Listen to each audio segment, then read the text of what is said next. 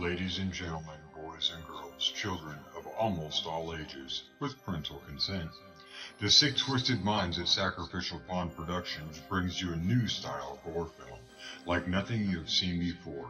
There are no cops, no investigations. There is no backstory, no follow-up of the victims who were brutally tortured and murdered. Our story isn't about them. Normal Terror is about a single dad struggling to make ends meet. His son is his first priority. He goes to work, pays his bills, and is generally a great dad. The twist comes after he puts his son to bed. This is where he releases his stress. Some people do yoga, some hit the gym, some go for runs, some people paint on a canvas. An anonymous source once wrote on an abandoned asylum wall, "I never understood people until I took one apart just to see how it worked." If you are rear-ended in traffic, most people's thought runs to anger and their primal instincts of hurting the other party. Sam Neill does not have the ability to stop that primal instinct. Let us take you into the mind of a killer. Normal Terror is a concept from the mind of Sam Mason, who wrote, directed, produced, and is starring in this new age feature film. Let's get slicing and dicing with Sir Sturdy horror fans. On this podcast, you will hear me and a guest do some movie reviews, random funny horror chats, and whatever else comes to mind. So tune in, kick back, relax, and always remember, I'll see you in your nightmares. Well, just Jason's mask.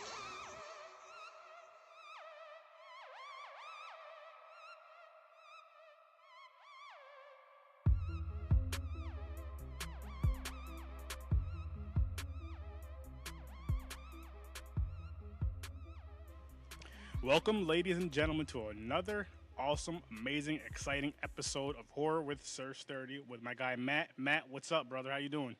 Not much, man. How's it going?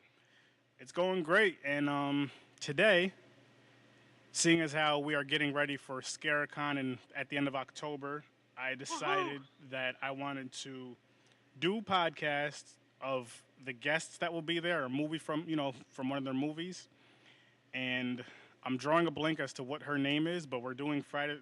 Today we're going to be doing Friday the 13th, the original one. Adrienne King. Adrienne King? Wait, was that, See, Oh, shit, now I fucked up. Matt fucked up. And hold on. we're keeping this in the episode. Yes, Adrienne King. I keep getting Amy Steele and Adrienne King mixed up, but it's Adrienne King that's going to be there. Amy Steele's part 2. Yes, she's the final girl in part 2. But Adrienne King, she was the final girl in the first Friday the 13th movie. Yep. She gets killed off in the second movie. But, so yeah, like I was saying, I want to do that so it'll give me an opportunity to talk to these guests when I'm getting their autographs and all that and give them my business card and let them know, like, hey, I happen to do a podcast on this movie you were in, that you starred in, and it's out now. Like, that's another thing I want to do. I want to try to get as many podcast episodes recorded for between then and when ScareCon comes, and every single one that I record with either Matt, Rob, or whoever, I'm going to put them out. They're going to come out every Sunday, but when the con gets closer, if I have a couple I need to come out, they'll be coming out, the week of the con or whatever. Just so if they do come check out my podcast, they can see, like, hey, look, he really did do this, and hopefully I can get them on one day. So, That'll yes, be awesome. I'm still going for that. I'm gunning for it. And, yeah, man. So, first of all, Friday the 13th Part 1. Great movie, I think. I think it's kind of, I think it's underrated for someone who doesn't really know the franchise well. Like, say, people who've seen maybe Part 3 and beyond and haven't seen the first two, or maybe even Part 2 and beyond. I say Part 3 because of the iconic mask. So, Part 1, you hear of Jason. You hear the name Jason throughout the movie and all that. You never see Jason. We find out that he drowned as a boy and his mother's taking revenge because the counselors were drinking, drugging, and fucking instead of watching the kids. And, he drowned, so she killed the counselors, which, I mean, shit. I can't really blame her. I'm not saying that that's the right way to go, but I mean, Gets the whole, split personality almost going on. Yeah, oh yeah. Killer. She goes nuts. Killer, mommy. Get her. And she was like, rest in peace to Betsy White, first and foremost. I wish I had the chance to meet her. And another thing, this is Friday the 13th topic. Matt, last year at ScareCon, somebody had a Pam figure. I think they're selling it for like 80 or 90 bucks. I believe it was the 12-inch figure. 90 bucks, which wasn't bad. I went by there about 2 or 3 times. I was like, you know what? Let me just check around, because I went with X amount of money. I don't remember how much I had on me. And I left without buying it. And right now I'm kicking myself because I'm like, I should have bought that fucking figure.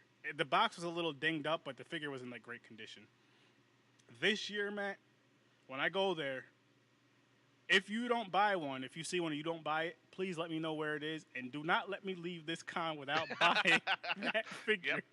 Because that was very like, I should have bought that figure, man. I'm trying to just get this collection growing, and I got another quick announcement. But by the time you guys hear this, I should already have my box by then, hopefully. Coffin box.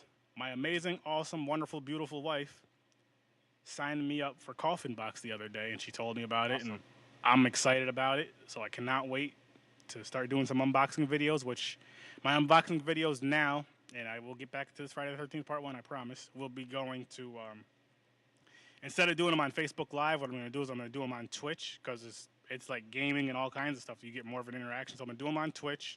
But as I'm recording them live on Twitch, I'm going to share the link to Facebook and Twitter and all that good stuff. And then I'm going to also upload it, when the video's done, upload it onto YouTube. So Nice. I will be back doing videos very, very soon. And yes, me and Matt will be going live one of these days, I promise. Yes. I don't Yes, know we will when. be. Maybe it'll be next year at my con when he comes to my table and he's coming and talking, because I will have my camera, my computer, and all that stuff there. And hopefully they have Wi-Fi there. And we can try to do a little something. Maybe, maybe not. But we will be going live one of these days. I know we were supposed to about 2 months ago, but hey, stuff happens. Yep. We're back here recording together again, and I'm happy about that. So, Matt, you said you just finished watching Friday the 13th Part 1 today. Yep. So what are your thoughts on this movie? It's great. It's if you don't know anything about the franchise, or if you do know, like a lot of people know tons about this franchise, it's weird because they don't mention Jason at all until close to like near the end of the film. Mm-hmm. It's kept all quiet. You don't know who the killer is at all. You kind of lean towards maybe the old crazy guy, but all you see is feet. You don't see some legs, but you don't see anything else. So you kind of it's none of the counselors or anything like that. But it's got that great slasher where it's nobody. It's nobody you know. Mm-hmm. And then till the very end on what it is, and that's what's boom. And you're like, oh, okay, and it releases the whole entire story. Now with this movie, Tom Savini did the special effects for, which I thought was pretty cool. With Kevin Bacon. Fucking Kevin Bacon is in the first Friday the 13th movie. Yes, he is. Kevin fucking Bacon. Now there was another slasher around the same time that Tom Savini worked on too, and those two kind of competed for the spotlight for the slashers, for another campy slasher. Mm-hmm. Do you know what slasher that is? Well, say that one more time, please. All right. When Friday the 13th came out, there was another slasher done with camp counselors and everything, and Tom Savini worked on both of them. They came out around the same time. They both kind of competed for the slasher spotlight, but only one got really big, which was Friday the 13th. The other one got a great cult following, but do you know what movie I'm talking about? I'm going to take a guess here, and I'm going to say it is the movie. This guess is actually going to be at ScareCon, so we have to do a podcast on this movie. Is it Sleepaway Camp? No. Damn it. Well, either way, I want to do that one. What movie? The Burning. The Burning. The Burning is another. Again, Tom Savini did a fantastic job doing the special effects on it. I gotta see that. It's another slasher. They call him Cropsy, I think, in that movie. He's got a pair of head shears. Mm-hmm. But again, they both competed for the spot because they were both summer camp slashers. The killer had a bad past or something happened to them, and they kind of like went back and forth. But Friday the 13th got big, and that's when they started making all the sequels, and that's when they started adding Jason into part 2, which, all right, now we got something cool going on. And then they started making more and more, and for me, I think they stopped getting good after part 7, like part 8 and up. Yeah, they get a little rough. I had fun with those ones too, but I get what you're saying, definitely. I definitely But get what you're saying. Friday the 13th is like a fantastic slasher. It's got its flaws here and there, but other than that, it's an awesome flick. I 100% agree. I 100% agree on that because it's a really fun movie. The first one, like you were saying, they don't really mention Jason until later in the movie, and you don't know who the killer is until later in the movie, which I thought was great because a lot of times when you see a slasher movie, or not always, but there's times first time you pop in the movie, you're like, okay, boom, that's the killer. But with this one, you don't know at all for a really, really long time, and you see his mother throughout the movie quite a bit, and you still don't really. No, you don't see the mother at all. Don't you see her a little bit earlier in the movie? Shit, I didn't watch it in a little bit.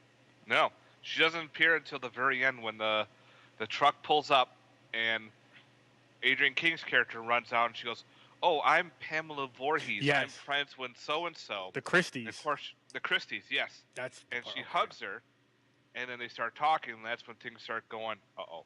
So then that's the first introduction of Pamela Voorhees. Okay, you're right. Pamela freaking Voorhees. Again, rest in peace, Betsy Palmer.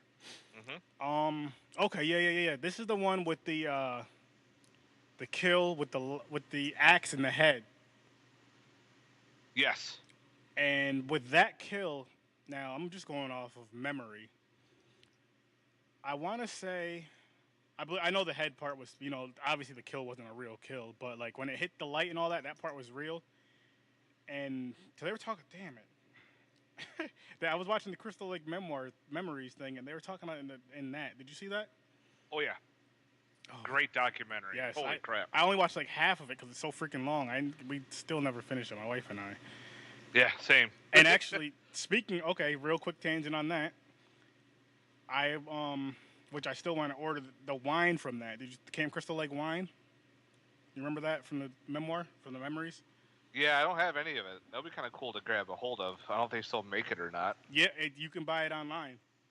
Nice. And it's a little pricey, kind of, sort of. Like, I think to get every single bottle will be over $100, which isn't too crazy. But I would get them just because there's different designs on every single bottle, just to collect it. If we drink it, we drink it. If it's good, I mean, if we don't, we don't. But I just want it for the bottle's sake, as every other fan would. Oh yeah. But yeah, like with this movie, it was just like we were saying, it was a good movie, it was a fun movie, and just the practical effects. Like when Kevin Bacon gets killed, that was pretty awesome.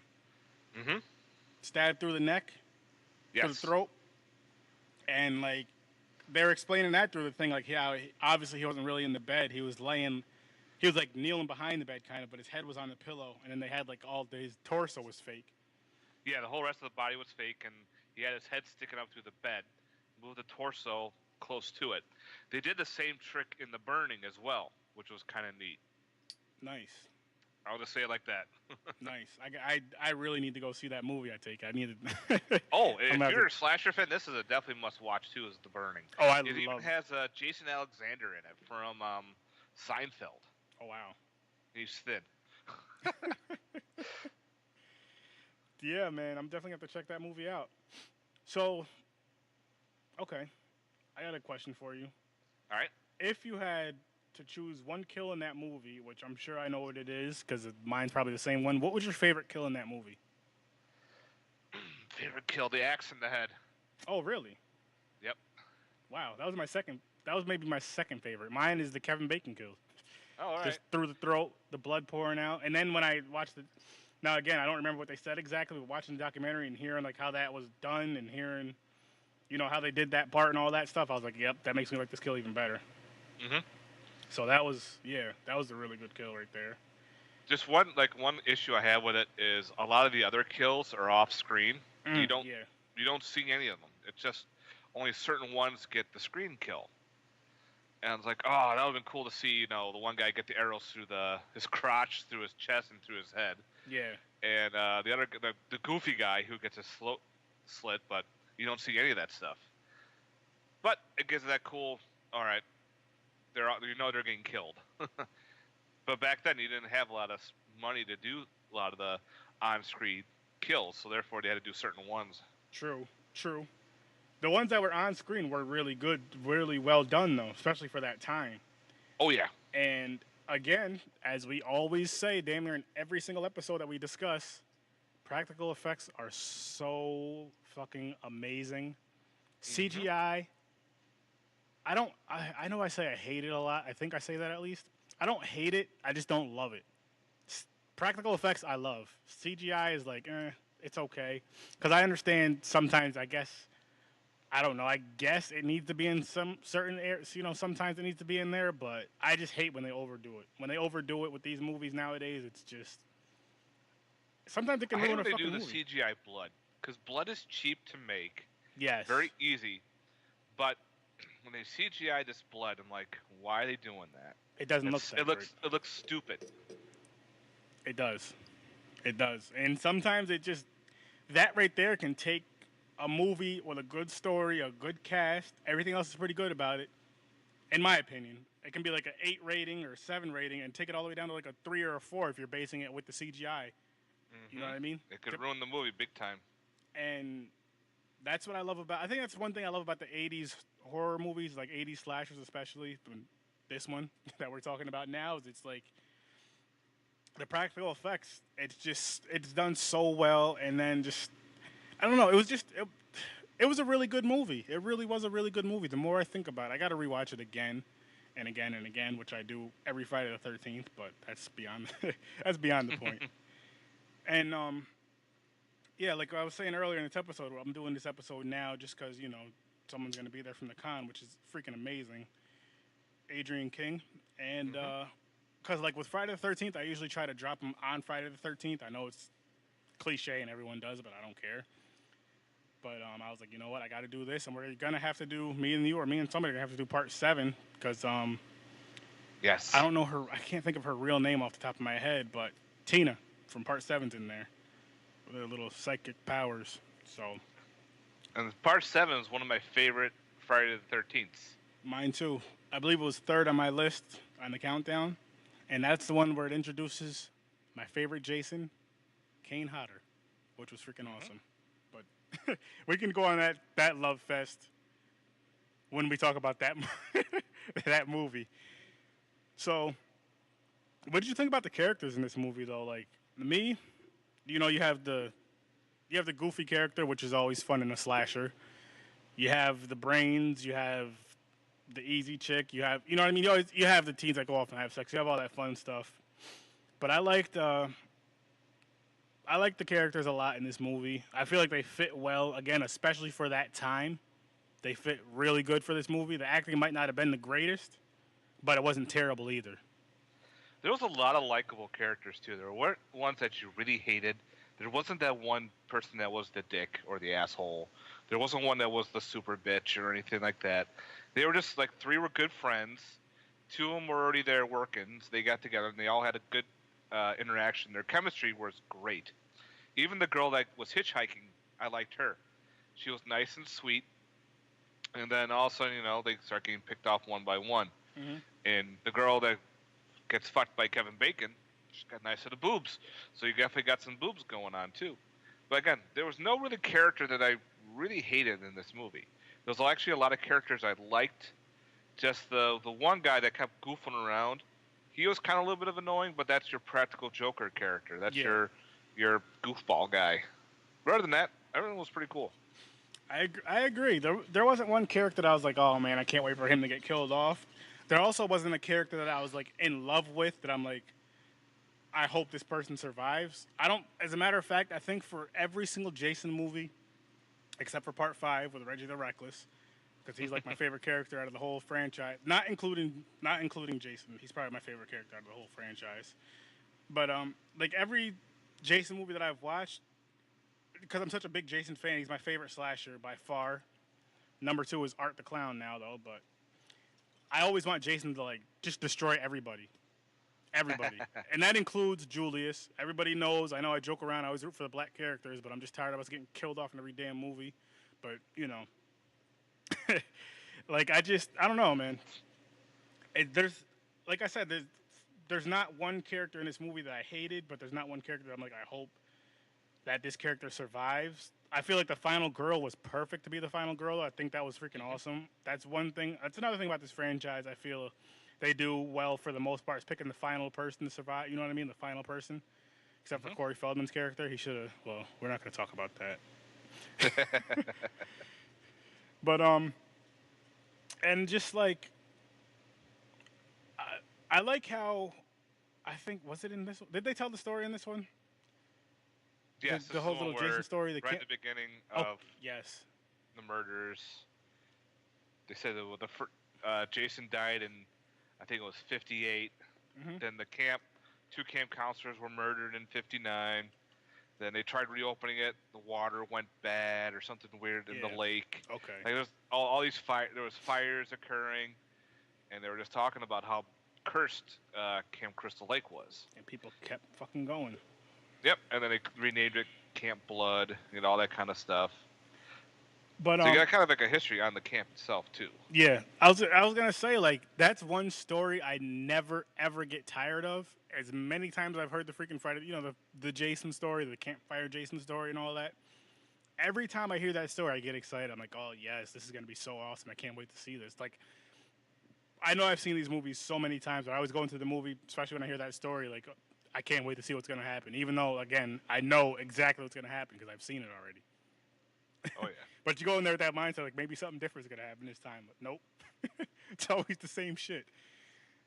And I feel, as far as the slasher movies go, the ones that I've seen that I can think of off the top, this is probably my favorite story. Not including the kills and all that. Just the backstory that you get about Jason. I like it more than you get from the Michael Myers. A little bit you get from that, which you got more from the remake than you did from the other stories.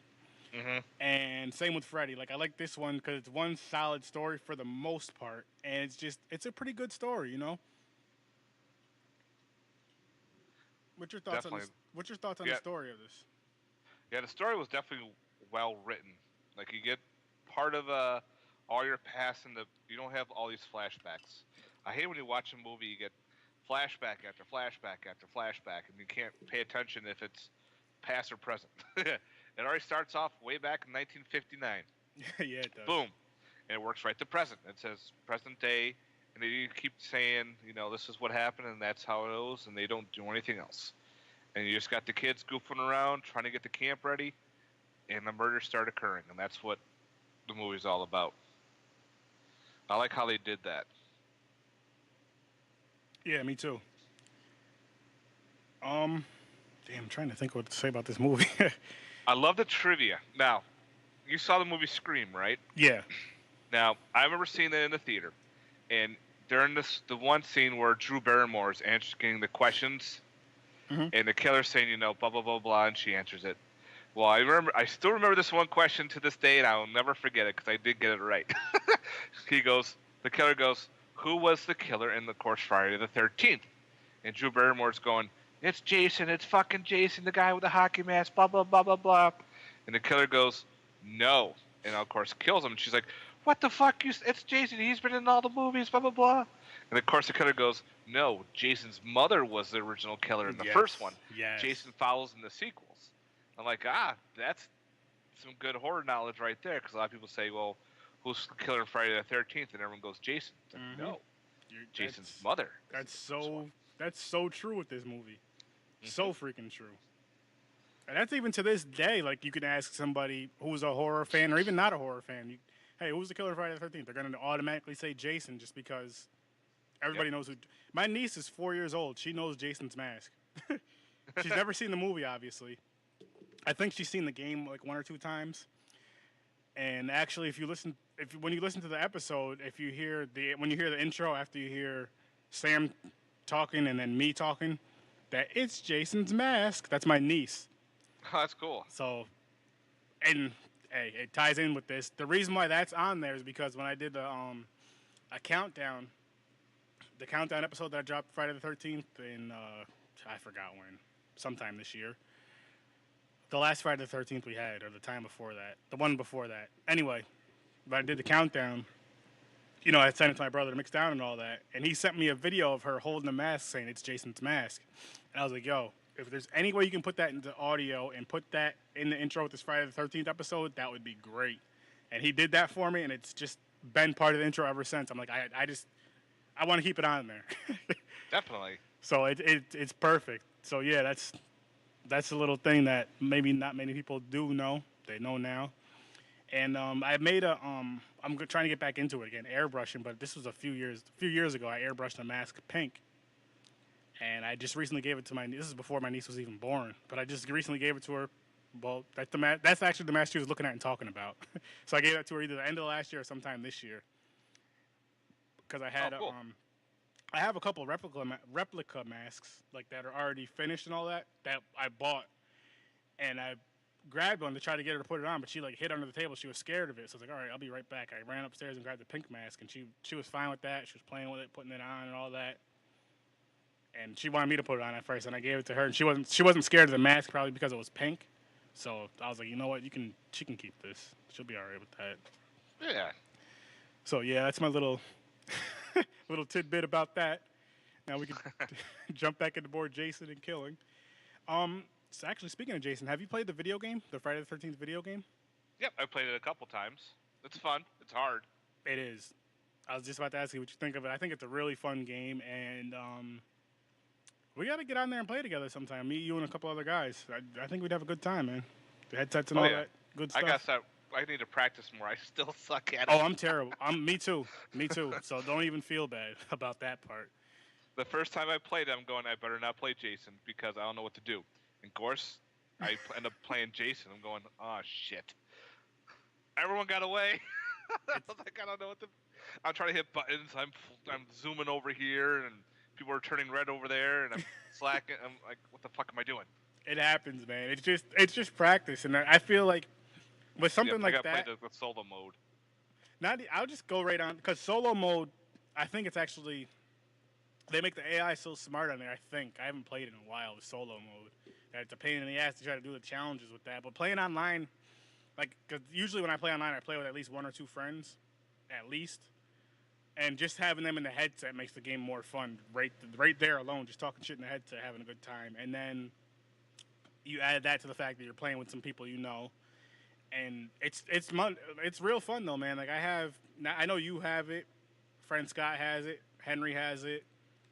And I think there's a couple other people I know that have it that I can play online with. So one of these nights, I don't know if you play, like, usually when I game, I start streaming now and all that good stuff. But I was going to say, usually when I game later on at night, and it's usually on the weekends just because of work and all that stuff. Oh, yeah, me too. I'm on late at night. If you're ever on real late at night, send me a text message like, hey, let's play Friday the 13th. Or another game we play is Dead by Daylight. So, I got to download that. Yeah, you should. It's still free, man. If you have PlayStation Plus, go download it. What's it called? It's Dead by Daylight. A matter of fact, I'll text it to you right now. And while I'm texting you this, you want to just take over the Friday the 13th conversation real quick? Okay. Of course, let's see. Friday the 13th, you get introduced with a bunch of characters, all that fun shit. The crazy old man, which is another one of my favorite characters in this movie. Mm-hmm. You're all doomed. Yes. You're all doomed. Crazy Ralph. You're all Crazy doomed. Ralph. He's hiding out in the cellar, not the cellar, the broom closet or wherever the hell it is. He's just all... I'm thinking, when does he get killed? I'm trying to think, and I pop in part 2, and I'm fast-forwarding through all the kills and all that shit. I'm going, okay, he does die in part 2. They bring him back in the sequel, which I thought was great. Yes. And you got to have that old crazy guy because maybe he had some part to it in the beginning because he's old enough to be, maybe he was maybe a groundskeeper during the time of everything happening, or he could have been a counselor or something. Maybe that's what made him all crazy now because of that situation. We don't get any backstory on Crazy Ralph. Just he's an alcoholic. He's warning everybody. He's probably the town drunk or whatever. But that's it. So I wonder if there's a big backstory to him. That would be actually kind of cool or fun with like a fan-made film. Maybe he's Yeah. seen Jason and survived. But Well, back not Jason, but he probably or saw sorry, his mom. his mom doing all the killing and realized, gotta get the fuck out of here Yeah. or something. But that brings me to something that's popping up in my head now, and it's like all these horror movies you see. Friday the 13th actually has two crazy old drunks. The second old drunk, I don't remember his name. He was in part. I can't remember what part he was in. Part 6, the one Part with the six. bottle. Yes. Part 6, and he was drinking. Like you've seen him drinking. But how come people never ever listen to the crazy old guy? And in that one, part 6, he was holding a fucking eyeball. But they never Because listen. this crazy old guy. You're like, Yeah. get the fuck away from me. I want to listen to him. I think I would. Just like I'm like, okay, wait a minute. Something's not right here. You get that bad vibe, and then you see this crazy old motherfucker. Like, listen, that camp is a death curse. Like, listen, I'm not. Oh, you know what? I know we traveled. Oh, it's in New Jersey, so for me it would be about 3 or 4 hours. I know we traveled about 4 hours to come to this camp, but I think we could stay in Jersey, but let's go somewhere else because you got this fool right here saying that this is a death camp, this is a death curse, this and this happened here, and I don't want to figure out what's gonna happen next. I've seen enough horror movies to know that it's probably a bad idea to go here. Oh, yeah. And maybe this guy is not. They call him Crazy Ralph, but if you think about it, maybe Crazy Ralph is the most sane person in the movie because he's not. He's going there to warn you, motherfuckers, and to try to stay alive, and he dies trying to warn you, dumbasses. Mm-hmm. So yeah, shout out to Crazy Ralph. He knows what he's talking about. And yeah, he's actually one of my favorite characters in the series too. I didn't even think of that. And Tom Savini is freaking amazing. Is he going to be at ScareCon this year, Tom Savini? I hope so. They haven't posted anything yet. He's supposed to because he was supposed to be there last year, but something came up and he couldn't make it. So I'm hoping that he shows up this year. Me too, because I didn't meet him yet. He was actually up here at FantaCon in Albany, I think 2012 or 13 or something, maybe 14 or 15. I forgot what year it was. That's not important. But anyway, my brother Henry got his autograph. I don't know why I didn't get his autograph that day, but I have to get his autograph, and it's going to be something signed from Friday the 13th because it just has to be. Yeah, I have a DVD of like a special effects that he did. Mm-hmm. It's all I forgot what it's called. I found it for $1, so I picked it up, and it's all him getting interviewed about doing Friday the 13th, doing Creepshow, doing Tales from the Dark Side, a bunch of whole different Nice. things, and it's just all interviews with him. I'm like, this is pretty cool. That's fucking awesome. So I might get, if he does, I might get that signed or something Creepshow 2-ish. I mean Creepshow 1-ish, possibly. I'm gonna have to. Yeah, I'm gonna have to find that DVD. I'm gonna have to look that up too. I love documentaries, especially stuff like that. It's yeah. quick. It's a short little thing. It's not too long. I think it's like 30 minutes or something, but it's really neat. Oh, that's real quick. Yeah. I would watch it if it was 30 minutes or freaking 30 hours. Obviously not in one Oh, yeah. sitting, but I love that kind of stuff, and especially with the horror stuff and something you're really interested in. Yeah, that would be cool. I'll bring that back up at the convention too. I like how you said you saw the figure, you didn't think about it, Mm-hmm. walked away. I've always had that thing happen to me too. There's been certain things I look at it, I set it down, like meh, maybe later on or whatnot. Then all of a sudden it's gone. Yes. I tell everybody now, and I'll say this from learning from experience and everything. If you have enough money and it's cheap, it's a good price, just get it and get it over with. It's good. Usually if it's really expensive, a lot of times you can wait till Sunday and then the vendors don't want to bring it back.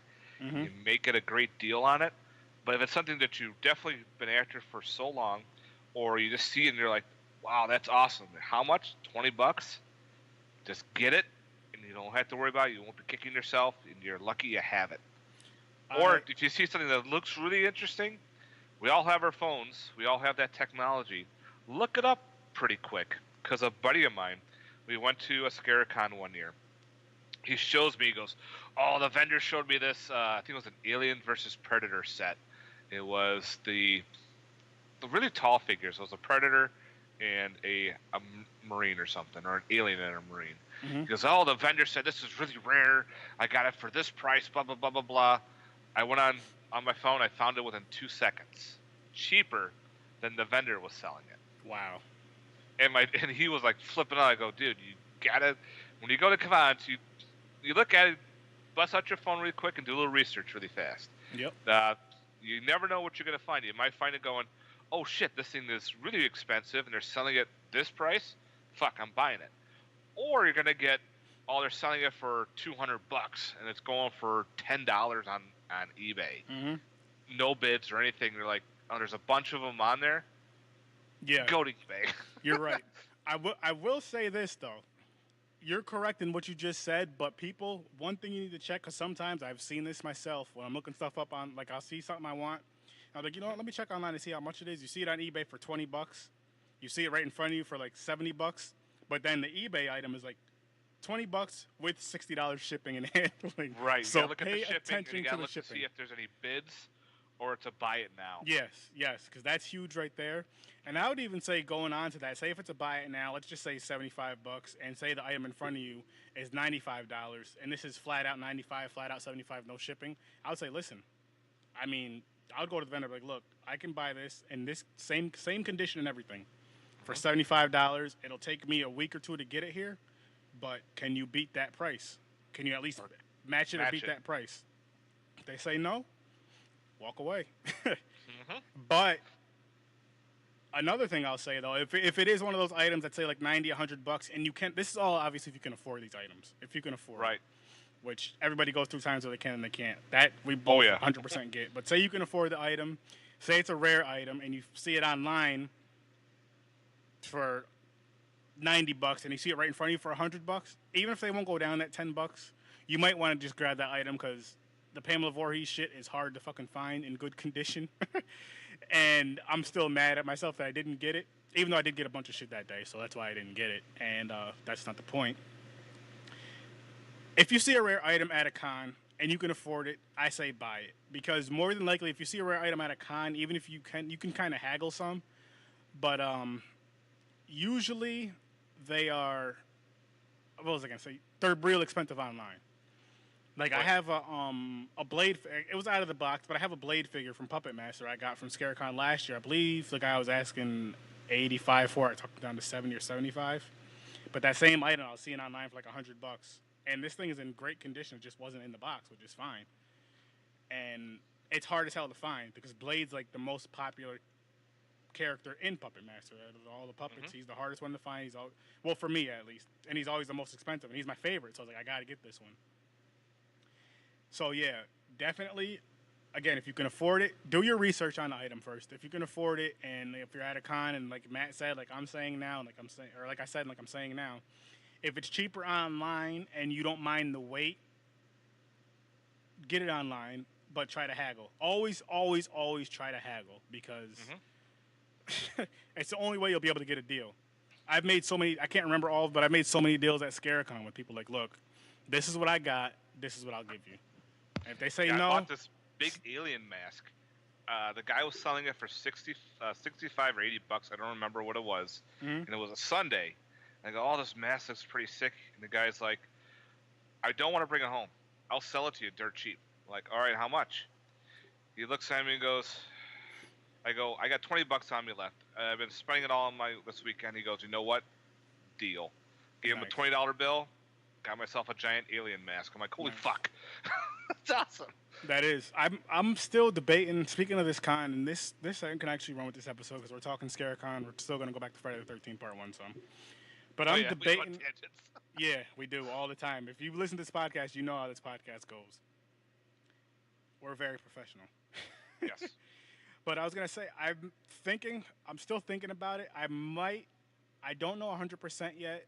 I might go out there Friday, Saturday, Sunday. I'm definitely going to be there Saturday because me and my brother are going Saturday. So I'm definitely going to ride with him or he's going to ride with me, whatever, Saturday. But I might go up there all 3 days just to go out there, hang out, hand out some cards or whatever. I'm not 100% sure. Or I'm either going to do Friday, Saturday, Sunday, or Saturday, Sunday. I might do Saturday, Sunday. That way I don't have to take Friday off. Actually, you know what? I think I'm going to do Saturday, Sunday. And, yeah, because I feel like if I go there Saturday, I can go there, get all the autographs I want, buy a few things. And if there's something there, another thing you're saying, you get better deals on Sundays. But it's one of those things where, like, if there's multiple of that item there you want, I would say take that risk.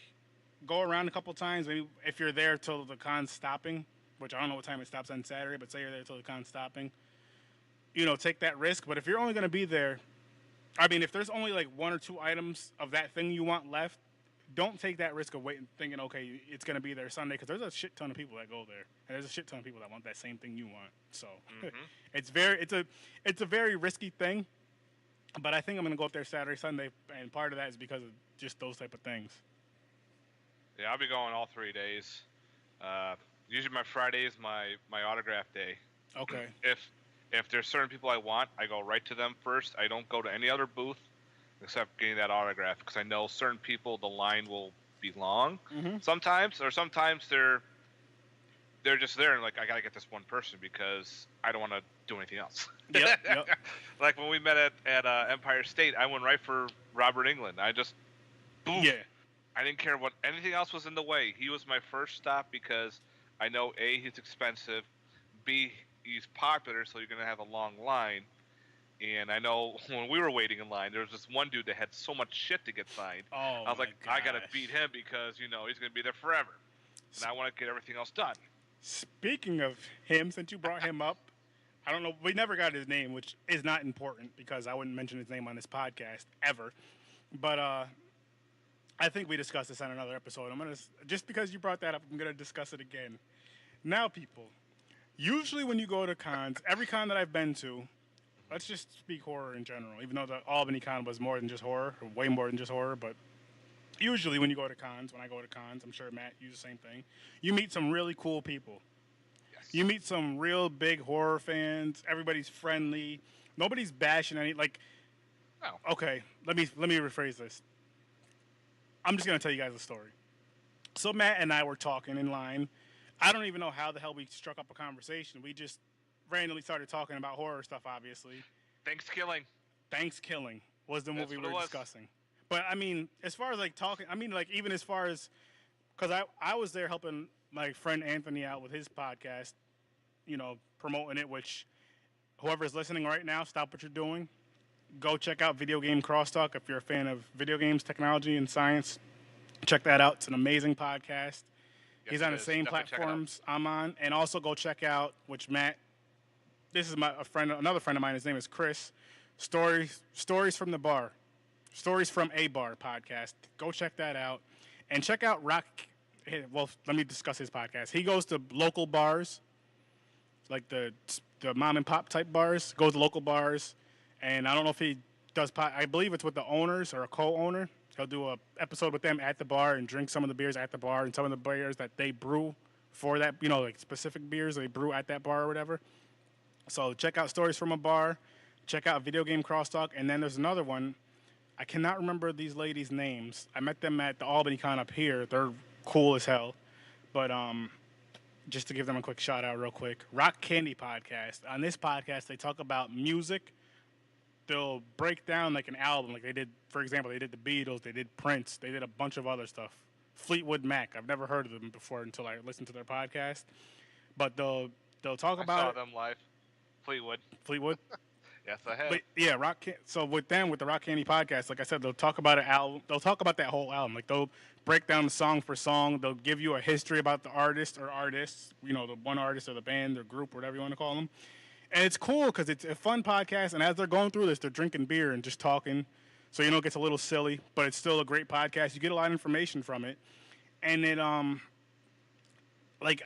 don't listen, a lot of the music that they talk about on there, I don't listen to, but I have a respect for it, and even more of a respect for it once you learn the history of these people. So, check out those 3 podcasts. Again, that's Stories from a Bar, Video Game Crosstalk, and Rock Candy Podcast. And obviously, check out Matt's Awesome Cinema Attack podcast and his You and Your Horror podcast. You and Your Horror.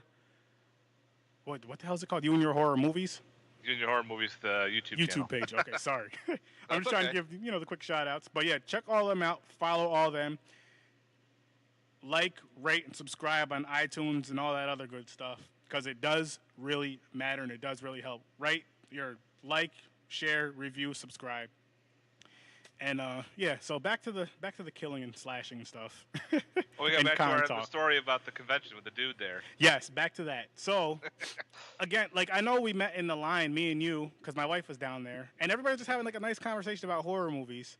There was another gentleman, and I wish I got his name and gave him my information as far as the podcast goes, and as far as the horror page goes, like I did for you, because with you, I told you about my page and the podcast, and you followed it right away, which I appreciate that, which was awesome. No problem. Hey, was he wearing glasses and red hair? I think was wearing black. So he was wearing a jacket, I believe. I know exactly who it is. I'll give you his information later because I got his information. I end up friending him on Facebook. Okay, he had enamel pins on his jacket, I believe. Yes, Yes, him. Oh, perfect. This is awesome. Yep. I'll get you hooked up. Because he was kind of in our conversation about the B. No, I'm not gonna say garbage because these movies are fucking fantastic and fun. The B horror movies, he was kind of in it too. But this other guy wasn't really in the conversation too much. Like if we talked about a big name horror movie, yeah, he'll talk about it. And when we talked about Robert Englund, he was talking about it. And he had that big suitcase full of shit, which he had a lot of duplicates of. Talking about I'm just a collector. I don't sell this bullshit. You're not just a collector because you're not gonna collect the same exact to the T, like same picture. 6 of them. You're not going to do that and keep it for yourself. You're going to sell them, which there's nothing wrong with that. It's cool. It's a smart idea. But anyway, that's not why I'm not hating on him, but that's not why this conversation's coming up. This conversation's coming up because you got one of those, which I want to kind of come up with a name for this. I don't know what I want to call them right now besides like a jackass or asshole or dickbag. Damn it, dickbag. I'm trying to dickbag right here. That's so fucking funny. But you got these kind of fans, and it's with any type of genre as far as you could say a horror convention, you could say a Comic-Con, a music convention, whatever.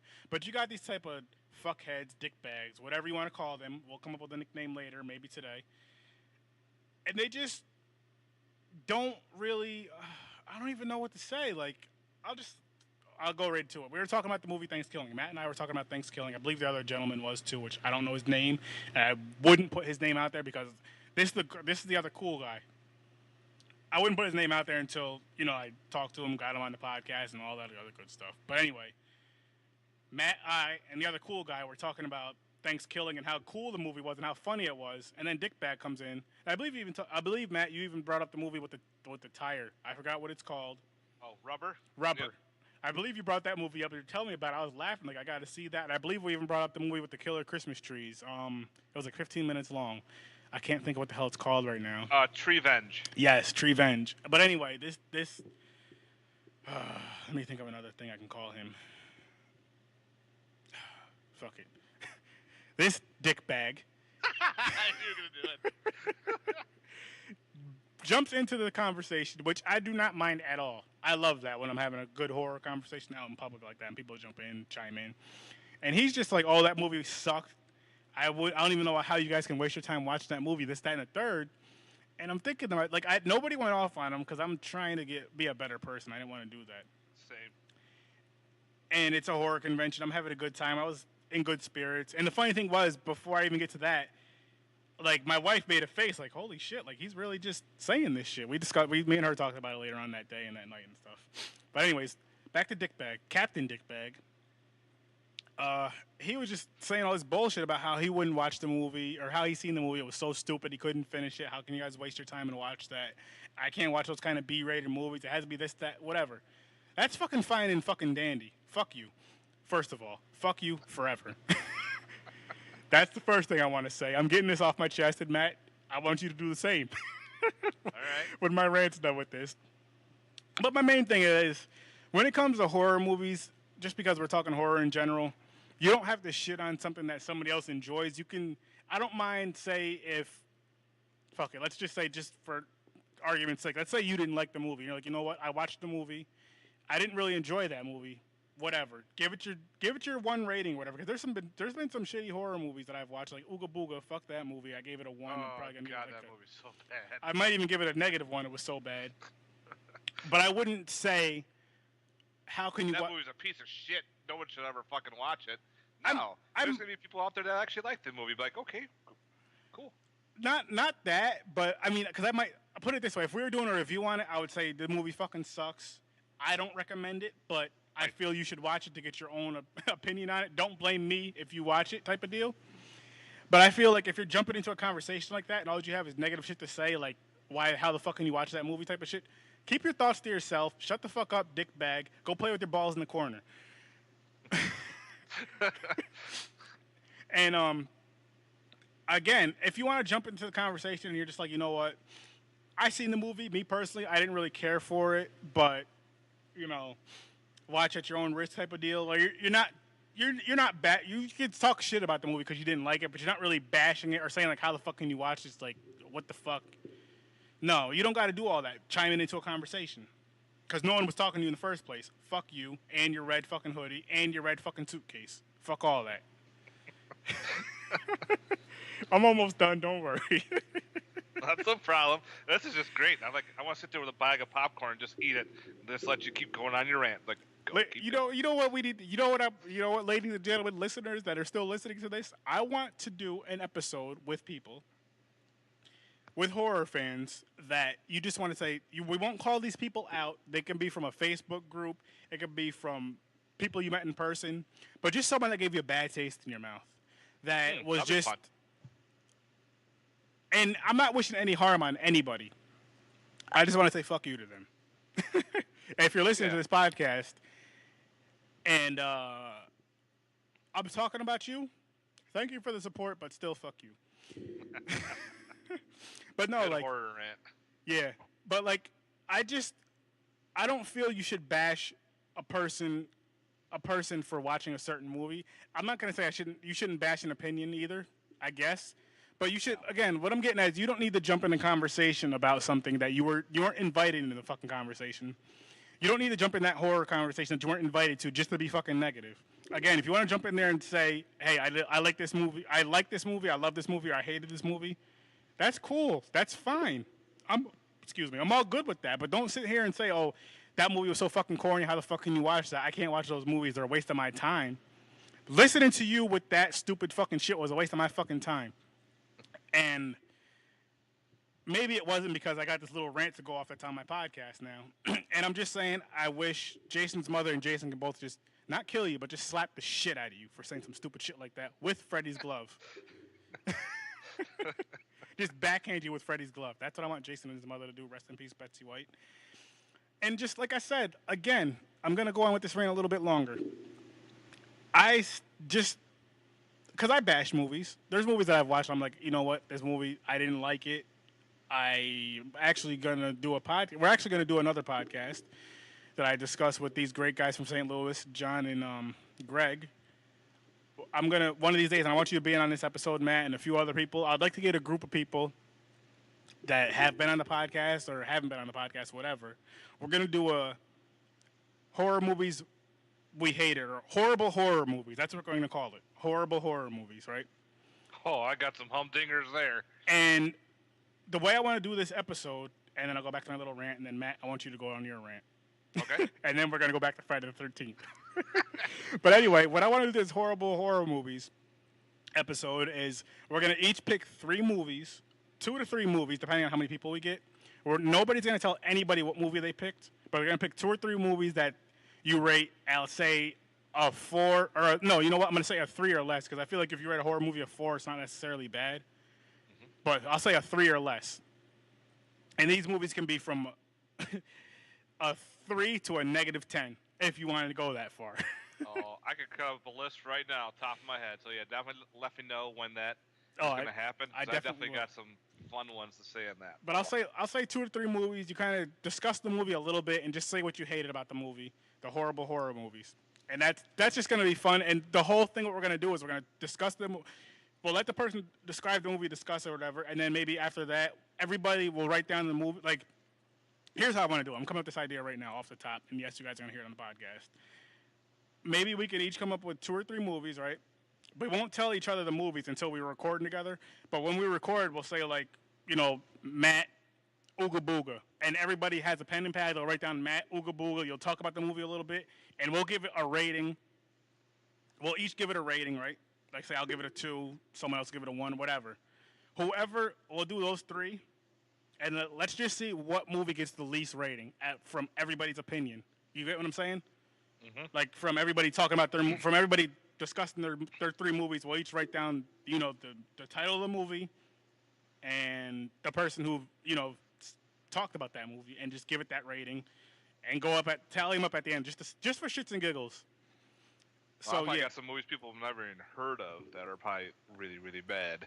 So I'm gonna do a horrible horror movies one, and I want to do one with I don't know, dick bag fans. And this is just like, this isn't for people who don't like certain movies. This is for people who just pretty much say fuck your opinion type of movie. You know what I mean? Like how that guy was pretty much like, yo, how can you guys watch that movie? Fuck your, like why would you guys waste your time type of deal, type of thing. Chime, like the ones that chime in when they shouldn't chime in. Again, you can have your opinion. I'm okay with that, but just the way you approach it, the way you talk to people, you want to be a little bit more personal about it. Like, hey, listen, I didn't really like that movie so much, but here's why I didn't like it. And I could be like, okay, that's cool. I see your point, but here's why I did like it. Not how the fuck can you guys watch this movie? That movie was a waste of my time. You guys just wasted your time watching that movie. I can't even watch those type of movies, those B-rated movies. You know what? Watch this. I'm flicking you off right now. You can't see it. There's no camera on, but fuck you. Rant is over, dickbag. Matt.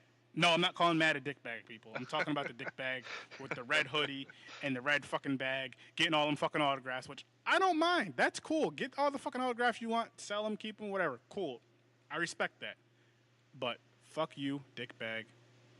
Matt, your turn. Yeah, movies are very opinionated and whatnot. I understand not everyone's going to like a certain movie, or not everyone's going to love a certain movie. Like, there's movies where everyone's going to love no matter what. Okay, but there are also going to be some people that don't like it. Mm-hmm. That's your opinion. I respect it. You do what you want. And if you want to have a conversation about it, like why you don't like it and why I like it, absolutely. I love getting those kind of conversations. Those are fun. Like, I hate talking politics. I hate talking religion, because those are all ugh. But talking horror, that's my comfort zone. That's, okay, why don't you like, let's say Friday the 13th. Mm-hmm. You watched it, you didn't like it. Okay, why didn't you like it? And I'll tell you the reason why I liked it, and we can have a little cool conversation. But if you sit there and say, oh, it was a waste of my time, it was all bullshit, this movie fucking sucked, but you're not telling me why it sucked. Why did it suck? Oh, it just sucked, blah, blah, blah. No, that's you just being stupid.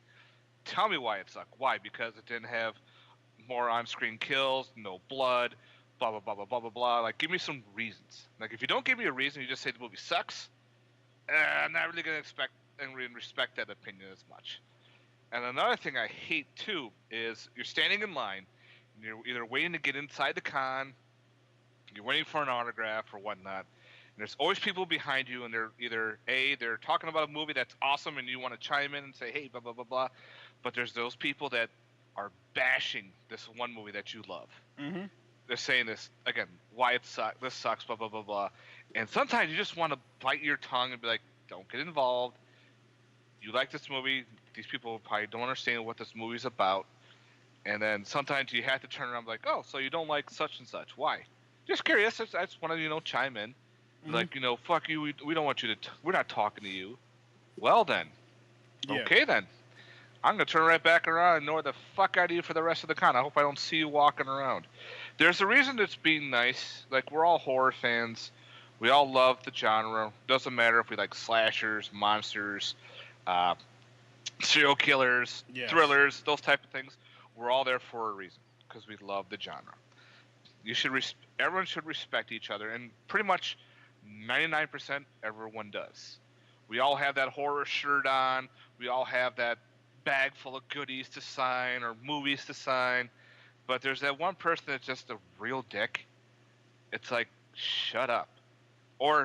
this is another thing that I hate too. You're at a convention, and you're at a panel, and you're sitting there listening to the person talk, and you're getting some cool information, maybe some behind the scenes, and there's this one dude that keeps asking question after question, and you could tell the guest is getting annoyed too. Mm-hmm. It's like, shut up, man! You stop. No one wants to hear about your bullshit. We're here for, say, Kane Hodder.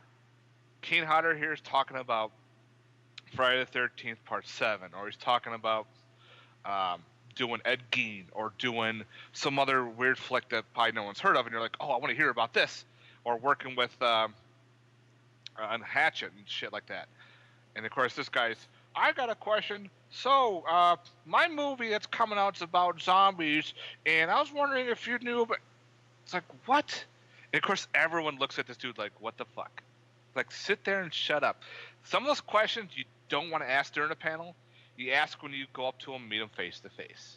It's one of those personal things. Mm-hmm. And sometimes you just want to raise your hand just to get the attention away from them and get a different question out there because you're tired of hearing from this dude.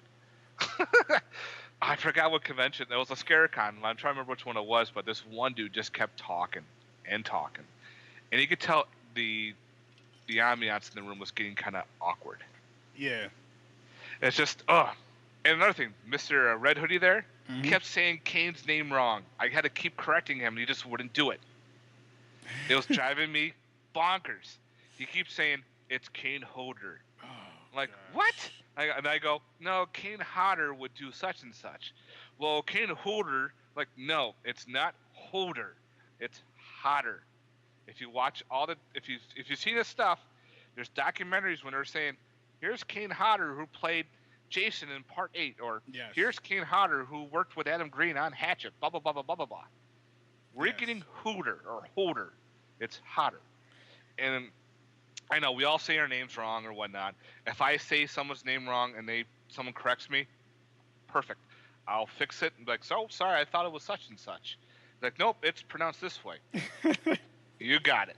Like if say Amanda Weiss, you say Amanda Woos or Amanda Weiss. Something else, and you're like, wait a minute, it's Amanda Weiss. Mm-hmm. Oh, that's no problem. But if you keep doing it and someone keeps correcting you, fucking fix it. Yes. And again, I know people like to bring their stuff to conventions to get signed and whatnot, but again, that dude with a giant suitcase full of shit, that kind of annoyed me because you gotta be respectful too for other people at the convention. People are here to see, again, it was Robert Englund. I know you got some stuff to get signed, and I know you probably saved your money because he's expensive. He charges per autograph. So if you want 2 autographs, it was a couple $100. Yeah, because it was 80 each, right? What's that? It was 80 per autograph, right? 80 per autograph, per item. So if you got an item signed, it was $80 per item. And I understand, like, I brought 1 thing to get signed. I brought 2 just to be on the safe side, but it's 2 items. Mm-hmm. You don't need to bring a fucking suitcase full of 50 fucking things to tie up the line, because now you're tying up the whole entire line behind you. They want to get people to go through. I understand if you have, like, 3 or 4 things. Fine, perfect. But if you're bringing a fucking suitcase full of all this other shit to get signed, most likely you're going to sell on eBay, you're kind of ruining it for everybody else. This is why people's prices are so damn high to get autographs, because people are trying to make a buck or two on these autographs. I understand, maybe tough times, you got to sell your stuff, it's okay. But just to do there to make money, that gets me going. That gets my goat. It's like, stop. You don't need all this shit to get signed, because now you're going to sell it on eBay to make a bajillion more dollars. Like, oh, that's a good idea, but not good for a convention.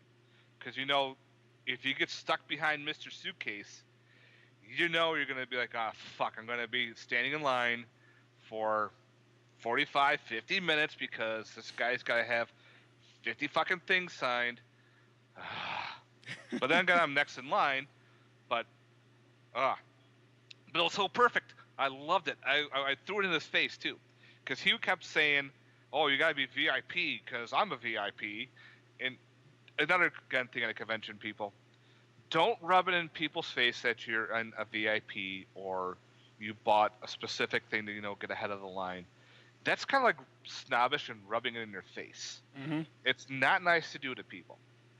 So when he kept saying, "Oh, it's Robert England, you got to get VIP because you're going to get ahead of the line, you're going to beat everybody else."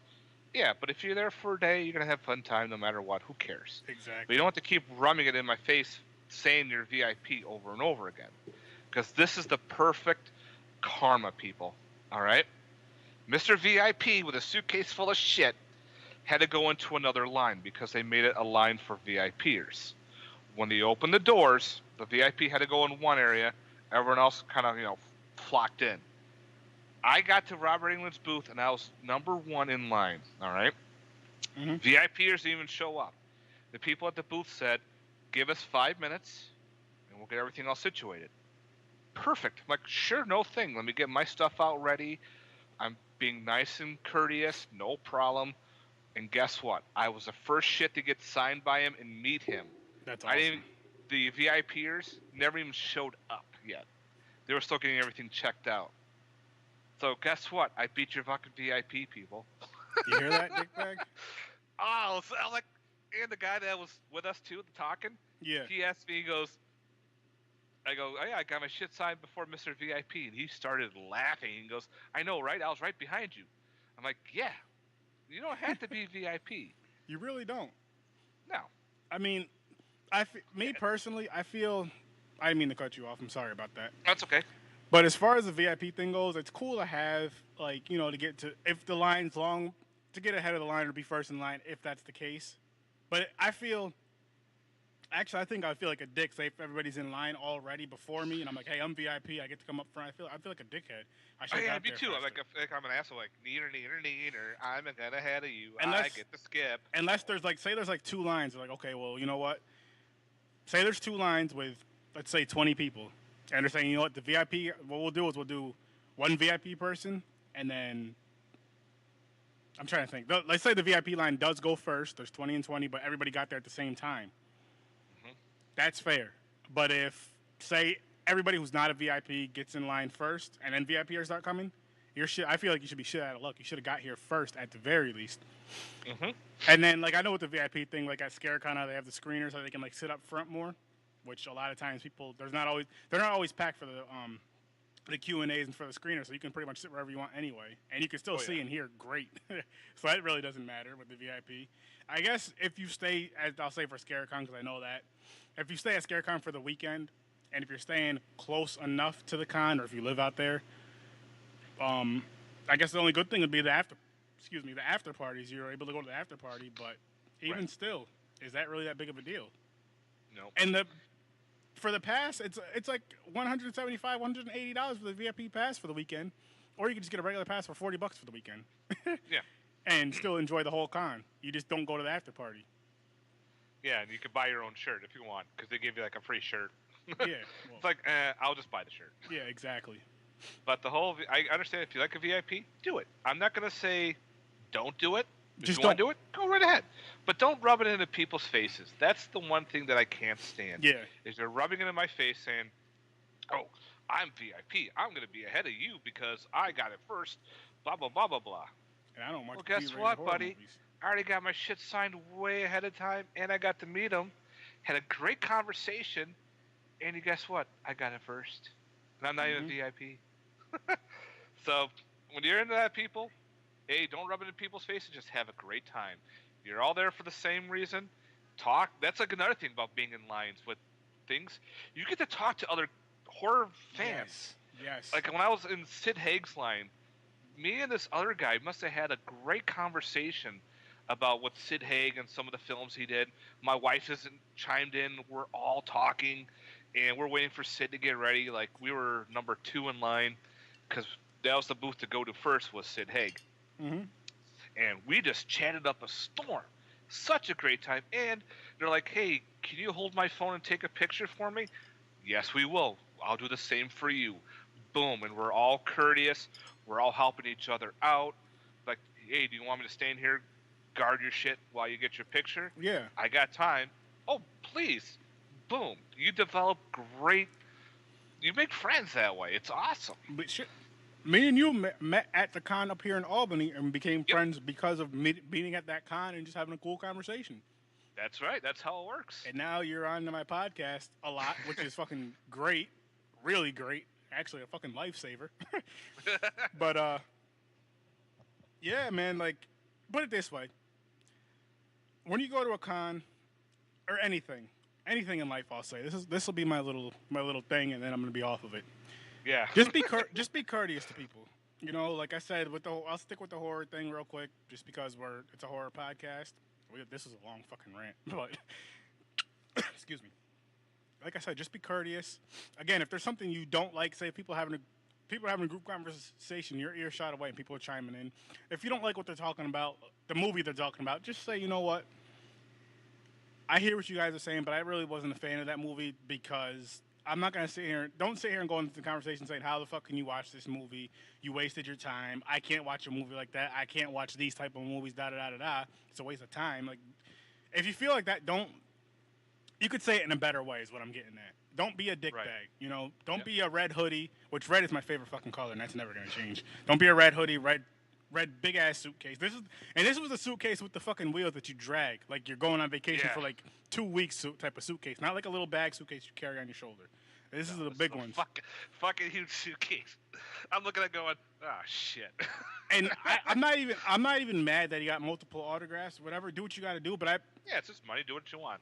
I feel when you do something like that, at the very least, because Robert Englund's lines were short here up in Albany. I feel like if it was at Scaricon, if it was at a horror convention, the lines would be crazy. But I feel like at the very least, if you're getting more than I'll say 10 items signed. Maybe that's the cutoff. I don't know. Mm-hmm. Maybe you should be like, okay, if you see people behind you, just say, you know what, let me get these couple signed, and then I'll come back around because you got to spend the money anyway. It's not like it'd be different. Like say if you go there for $100 and they're like, I'll sign 10 items for you or 20 items for you, then I get it. But then you got to come around again and pay another $100 for that same 20 for another 20 items. You know what I mean? I get it if you're doing it like that, but you have to pay for every single item. So okay, get 3 or 4 signed, 10 signed tops. If there's people behind you, if there's a line behind you, get a few signed. Go to the back of the line, then get a few more. You know, just so other people can get that experience, get to talk with the guy, and he doesn't have a fucking hand cramp for writing for you. But yeah, man, just like I said, be more courteous at a con. If you want to jump in on a conversation, it's cool to jump in, but you don't have to bash. You don't have to bash the conversation, pretty much. Like, how can you watch this type of bullshit? And that's the last I'm gonna say a dickbag for today. But again, I want to do a horrible horror movies podcast, and maybe in that podcast we can talk about more dickbag fans if we meet any, which I hope fucking not. So, again, that conversation is over with. Fuck you, dickbag. And I really hope that you're doing great in life. It's just that day, fuck you for that part. Everything else I hope is going great for you. I really do. Back on to Friday the 13th, part 1. Again, Adrienne King is in this movie. She's going to be at Scaricon at the Turning Stone. I'm going to get her autograph. Hopefully she'll listen to this episode and she won't be too bothered by the rant. Like, if you want to fast forward from this point to this point, that's perfectly fine. That's perfectly fine with me. It's just, sometimes you just got to get that off. And it'll be a funny story here and there. But, again, with this movie, I really did love this movie. Shit, I guess we can jump right into ratings because I know we didn't go really, really deep into detail with this movie, but I don't want to. This is a movie, if you haven't seen it, go see it for one. Please go see it. As a matter of fact, if you haven't seen this movie, I say go watch this movie. Even if you've seen the rest of the franchise or bits and pieces of the franchise, watch this movie and then watch the rest of them. Watch them in order because this franchise for the most part goes in order. Which I love about it, and I love how they have the flashbacks. Like part 2 has a flashback from part 1, and so on. And one thing I do love about this movie, which you found out in the that Crystal Lake Memories, was remember the end, or remember in the Crystal Lake. Well, you know how the movie ends, where Jason pulls her, which is Ari. What's his last? Ari. Ari Liam. Ari Liam. Pulls her out of the canoe, flips it over, but they say they didn't see a boy. She wasn't in the water. Was it a dream? Did it really happen? I like how they leave that open. They even say it in the memories that they just left that open for the fans. I love how they did that with this movie. I do want to mention that. And another thing I would like to say about this movie is, oh shit, I can't wait to get her autograph. I have Ari Lehman's autograph already from this movie. I have actually have the scene where he's jumping up out of the water and pulling her in the boat. I got his autograph twice. Oh, nice. I got one up here at the thing where I didn't get Tom Savini's, and I got one at Scaricon when he was down there the last time. And I got a CD. I bought his CD. Ari Williams there. I don't remember if I have his CD or not, but I know he signed. Like, me and my brother went when we went to Fanicon. This is like before. I think we were like the last ones to get his autograph that day. He signed a machete for us. He signed the picture for us, and he signed one or two other things for us. Maybe one other thing a piece for us, and all that was $20. Like he was just like, that's a good deal. And because like it was a great deal because it was towards the end. Like I said, the con was ending within like the next half hour, and we were just like bouncing all around the con. We got his last, and we were just we just went over there. We were talking to him for like till the end of the con, pretty much. He was like, you guys are really cool. Kept me company for this last part of the con, blah blah blah. And he signed all that stuff for us, $20. And I was like, yeah, thank you so much. It's so awesome. We took pictures with him and all that, and just. Another thing, when you get autographs, people, say thank you to the guests. Cause yes, it's their hand it's that simple. Say thank you and take a picture with them if they allow it or whatever. Because it's so cool. And don't say, oh my God, my friend actually did this at a convention. I wanted to hit him. Angie Everhart was there, okay? Mm-hmm. She was in Tales from the Crypt, Bordello of Blood. She's a Playboy playmate. She's been in a bunch of things. My wife loves Angie. That was like her one to meet. So cool. But anyway, he comes up to her and goes, so what were you in? That's it? Have you done anything else? Yeah, don't do that. What? You don't say stuff like that to people. Especially if it's a person there for one of the guests. It's kind of like you're insulting them. Like, well, what else? You're in that? That's it? Yeah, don't do that. No. Sorry, back on my rant. It's all good. Yeah. But like, so again, with this movie, like, I love the movie, and I'm gonna jump into my rating, and I'm gonna give it let me see. I'm gonna give it 8 Pamela Voorhees sweaters out of 10. The sweater. The iconic sweater. So what would you rate this movie, Matt? Let's see, for her sweaters, again, this movie starts off the whole entire franchise. Without this movie, you wouldn't have the huge franchise that we have today. And it's, again, fantastic slasher in itself. If you didn't have 2 all the way up, including the remake, this could be an awesome, just a standalone slasher in itself. I agree. And that's it. That's all you need. You wouldn't have to have Jason Voorhees in it.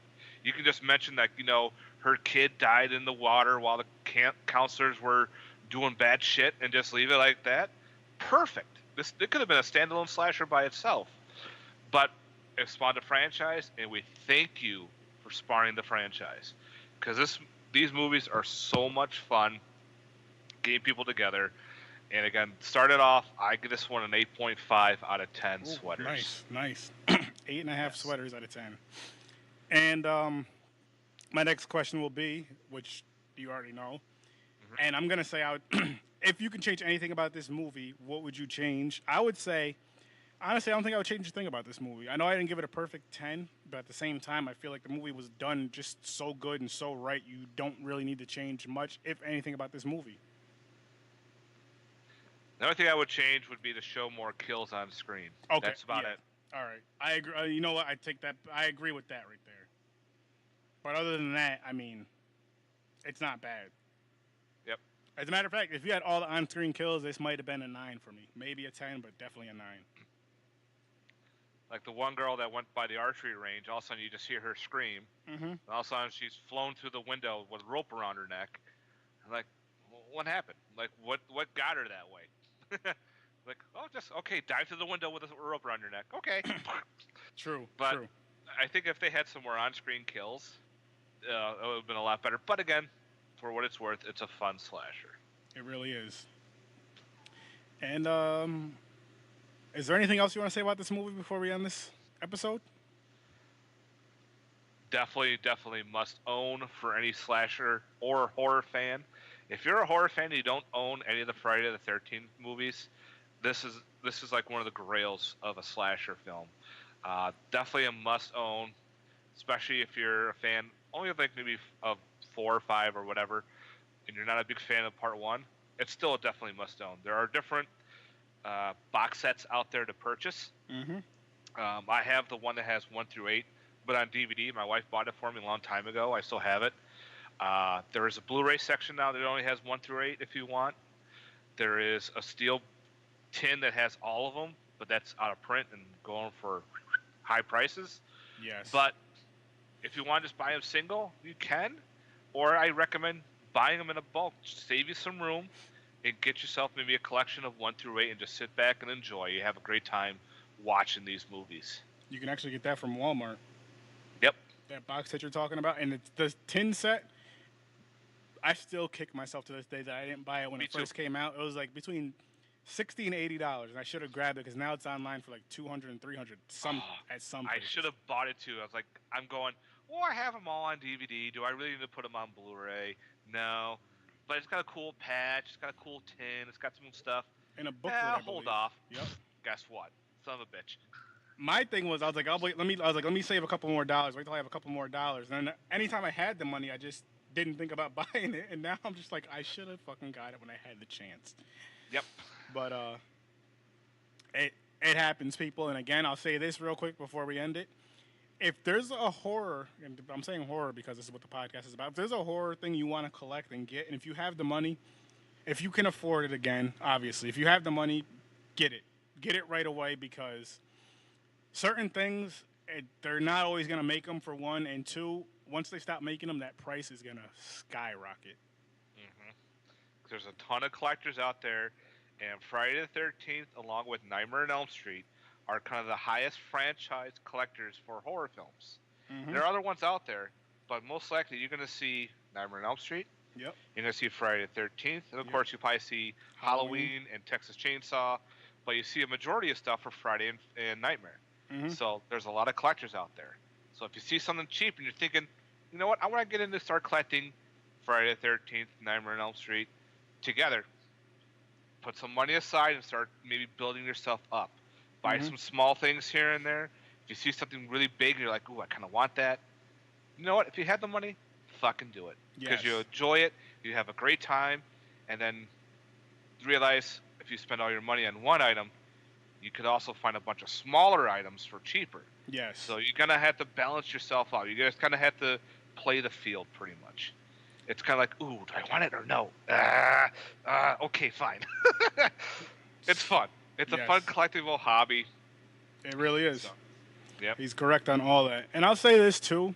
I haven't done it myself. I'm not saying I never would, but I'm not against people. Say if you want to buy an item, let's just say, do you want to buy a figure or whatever, and there's multiple figures of that same figure. Say there's like 3, and you want to buy, you're like, look, I want to get this one because I want to get this one and keep it in my collection. These two I want to buy and maybe get signed and whatever, sell. That's cool too. If you can afford to do it, go ahead and do it. But don't be a dickbag. That's my message to you guys. Yeah. And on that note, Matt, do you have anything you want to plug? Again, if you guys haven't, please check out my YouTube channel. That is You and Your Horror Movies. And also, if you do, put a comment on one of my videos saying that you listen to this podcast and that's where you heard it from. I'd like to know where some people came from.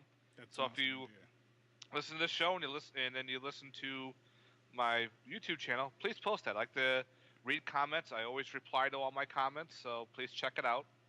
And also, I'm also part of a podcast called Cinema Attack, where we just don't attack all kinds of cinema. We attack every kind of cinema. So therefore, please check that out too as well. Yes. And on that note, hey, you forgot your Instagram, man. Plug that. Oh, damn it. I keep forgetting Instagram. Yes, I'm also on Instagram. It's You and Your Horror Movies, all one word. So please check it out. I put a lot of pictures from my collections on there, movies that I watch, collectibles, all that fun shit, guys. So please check out You and Your Horror Movies, all one word.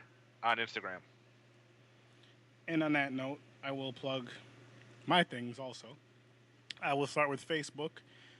My Facebook page, I have two of them. I have a group, which in the group, post whatever you want that has to do with horror.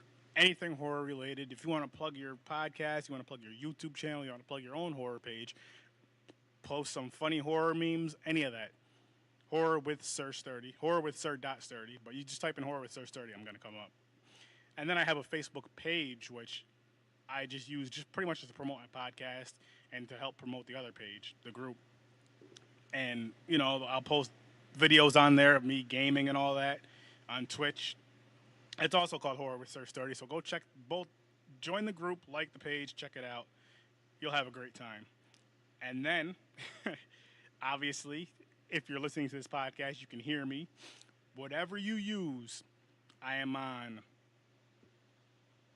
Podbean, I'm on iTunes, I'm on Google Play, I'm on iHeartRadio, I'm on Spotify, I'm on Stitcher, and I'm on many more. Like, rate, review, and share. Because it helps this podcast grow. It helps me keep this awesome content coming out. And I'm going to tell you guys something.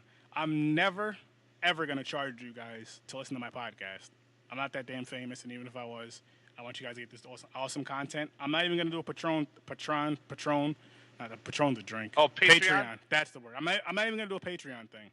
There is going to be some things I want to do later on down the road with this podcast. Maybe with some fun trivia where I give out little things here and there, maybe.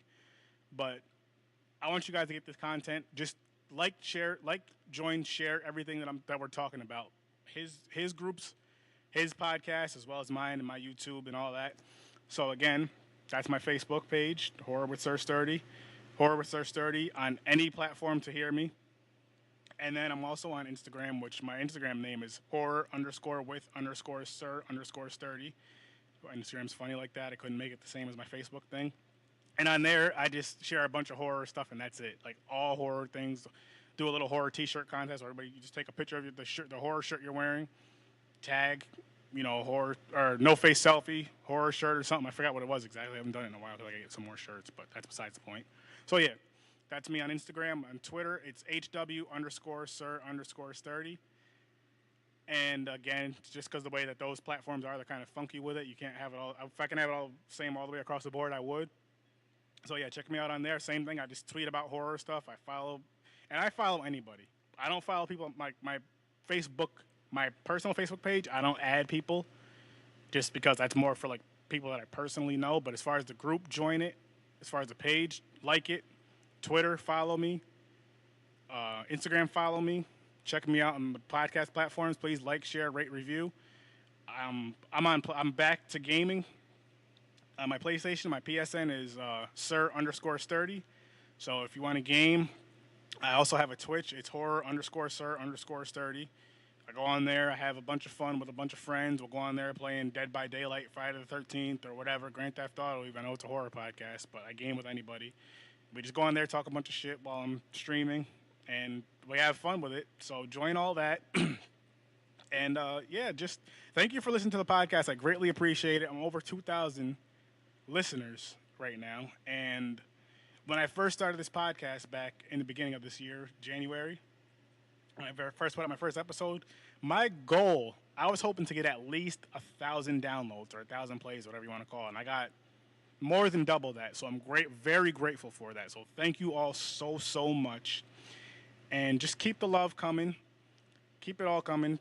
I promise you I'm going to keep coming out with this awesome content. And if you ever want to be a guest on this podcast, email me at horrorwithsir.sturdy@gmail.com. And that's if you want to be a guest and you want to do a movie review with me and one of my many co-hosts, or you have a suggestion that you want to hear, or if you're a creator, if you're someone who makes your fan-made films, you want us to review the movie, shoot me an email, and we will gladly review that movie. We will gladly have you on here as a guest, and just keep enjoying horror, everybody. Remember, like I said, don't be a dickbag. And again, Matt, thank you so fucking much for coming on this podcast again. Thank you for having me. It's been awesome. And I know we're going to be recording a lot more. But yes. Again, people, check us out on all these platforms we just named. You can probably just Google Horror with Sir Sturdy by now and find me. My YouTube page is also Horror with Sir Sturdy, which I'll be uploading my Twitch videos and my unboxing videos up on YouTube when I start doing those again. My Twitch videos, I do those every weekend. I try to do it when I can. And the unboxing videos, anytime I get something horror related, I'm gonna do a video. So if you know I'm going to a con, which we will be going to Scaricon, and this should be out. This will be out before we go to Scaricon. So we will be going to Scaricon at the end of October at the Turning Stone Casino out in Vernon, New York. Right? Yeah, Vernon, New York. Yep. Vernon, New York. So if you see me, come say hi, come shake my hand. Same with Matt. Come say hi, shake his hand, say what's up. And I'll have a business card. I'll have a business card from the Nightmare Shop, which is some friends out in St. Louis, and I'll have a business card for myself. And I'll probably grab a few from Matt to help him hand some out. So yeah, come say hi, get a business card. You want to take a picture with us? I know we're not celebrities, but hey, put it this way: I'll sign autographs for free. So yeah, again, thank everybody so much for listening. I love the support. I am having so much fun with this freaking podcast. I'm gonna keep on doing it, keep putting out awesome content, free content, and yeah. So enjoy this episode. I know we went on discussing the movie, then we went on a dickbag rant, then random rant. That's how this podcast works. There's no structure to this podcast, and I like it that way. So again, thank you so much. Again, Matt, I know I just thanked you, but thank you again, man. And stay right there, though, man. I'm going to end it real quick, and then we can discuss a little more if you want. Okay. But everyone else, as always, don't be a dickbag, and I'll see you in your nightmares. Boobies.